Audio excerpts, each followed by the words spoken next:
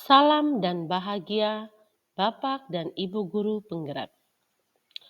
Pada kesempatan ini saya akan memaparkan tugas demonstrasi kontekstual modul 1.3 visi guru penggerak. Perkenalkan, saya Maria Yasinta Lawa, calon guru penggerak angkatan 11 UPTD SMPN Satap 2 Wolomeze, Kabupaten Ngada, Provinsi NTT, dengan fasilitator Bapak Lucianus Selupate dan pengajar praktik Ibu Maria Gertrudis Nduang. Untuk merumuskan visi guru penggerak, dapat menggunakan pendekatan inquiry apresiatif. Inquiry apresiatif merupakan mengidentifikasi hal baik yang telah ada di sekolah dan mencari cara bagaimana hal tersebut dapat dipertahankan dan memunculkan strategi untuk mewujudkan perubahan ke arah lebih baik. Agar dapat menerapkan pendekatan inquiry apresiatif, maka langkah yang dapat dilakukan adalah metode Bagja.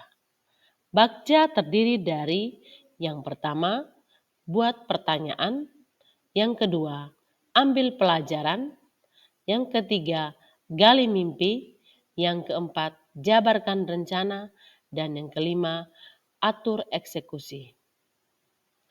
Adapun Bagja yang sudah saya buat, yakni pada buat pertanyaan berisi pertanyaan-pertanyaan untuk menentukan penelusuran. Pada tahap ambil pelajaran, yakni memandu pengalaman positif dari individu, kelompok, atau komunitas lain yang akan dijadikan pembelajaran. Yang ketiga, gali mimpi, berupa narasi keadaan ideal jika prakasa perubahan telah terwujud. Yang keempat, jabarkan rencana, yakni mengidentifikasi tindakan-tindakan yang akan dilakukan. Dan yang kelima, atur eksekusi, yakni membantu transformasi rencana menjadi nyata. Adapun visi guru penggerak yang telah saya buat, yakni terwujudnya generasi pembelajar sepanjang hayat yang unggul, bermutu, dan berkarakter sesuai profil pelajar Pancasila.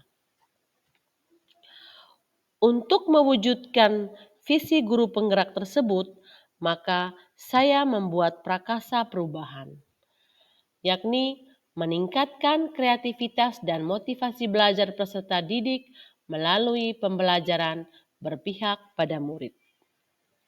Adapun tahapan Bagja yang telah saya buat adalah sebagai berikut.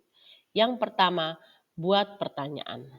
Dengan pertanyaannya, bagaimana cara meningkatkan kreativitas dan motivasi belajar peserta didik melalui pembelajaran berpihak pada murid?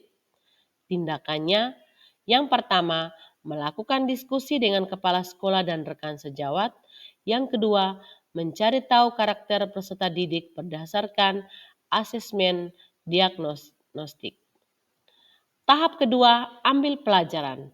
Dengan pertanyaannya, yang pertama, bagaimana langkah-langkah yang ditempuh untuk melaksanakan pembelajaran yang berpihak pada murid? Yang kedua, apa kiat-kiat yang bisa memicu kreativitas dan motivasi belajar peserta didik? Tindakannya, yang pertama, mengawali dan menutup proses pembelajaran dengan berdoa. Yang kedua, penerapan 5S, yakni senyum, salam, sapa, sopan, dan santun. Yang ketiga, menyajikan pembelajaran yang menarik dan menyenangkan murid.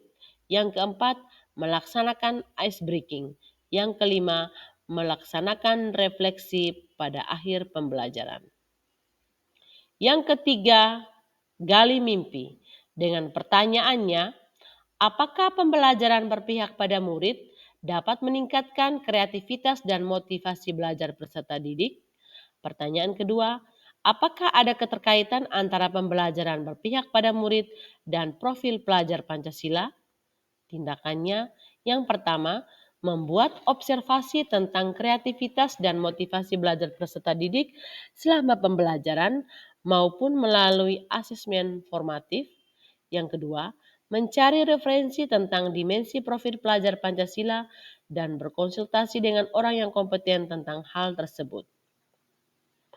Yang keempat, yakni jabarkan rencana. Dengan pertanyaannya, apa langkah pertama yang akan dilakukan? Yang kedua, aktivitas-aktivitas apa sajakah yang bisa dilakukan untuk pembelajaran yang menyenangkan murid? Yang ketiga, bagaimana cara untuk merancang pembelajaran yang menyenangkan murid? Yang keempat, bagaimana cara agar kegiatan pembelajaran menjadi menyenangkan untuk murid? Tindakan yang pertama, mengawali dan menutup proses pembelajaran dengan berdoa. Kedua, penerapan 5S, senyum, salam, sapa, sopan dan santun. Ketiga, menyajikan pembelajaran yang menarik dan menyenangkan murid. Yang keempat, melaksanakan ice breaking. Kelima, melakukan refleksi pada akhir pembelajaran. Dan yang keenam, pemberian reward pada peserta didik yang memiliki kreativitas dan motivasi belajar tinggi. Pada tahap kelima, yakni atur eksekusi. Dengan pertanyaannya, siapa sajakah yang terlibat dalam kegiatan pembelajaran pada murid?